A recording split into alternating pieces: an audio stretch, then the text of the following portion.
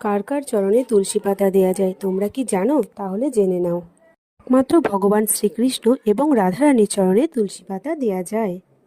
এছাড়াও রাম, বলরাম, পরশুরাম, সিংহ, বামন, বরাহ, ভগবান বিষ্ণুর যেসব অবতার তাদের পুজোতে তুলসী পাতা দেয়া যায়। এছাড়াও পঞ্চতত্ত্বের মধ্যে মহাপ্রভু নিত্যানন্দ প্রভু এবং অদ্বৈত আচার্য প্রভুর চরণেও তুলসী পাতা দেয়া যায়। এছাড়া গুরুদেবের চরণেও কিন্তু তুলসী পাতা দিতে নেই। অনেকে গুরুদেবের বুকে বা মাথায় তুলসী পাতা দেয়, সেক্ষেত্রেও খুব সাবধানতা রাখতে হবে।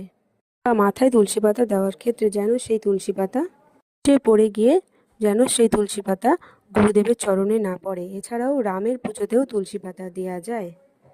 অনেকে বলে থাকেন রাধারানীর চরণে তুলসী পাতা দিতে নেই। এই ধরনের কথা বলেন তারা রাধা কৃষ্ণের বিভেদ করেন। রাধা কৃষ্ণ এক আত্মা দুই দেহধারী, তাই সবাই কমেন্টে রাধে রাধে বলো।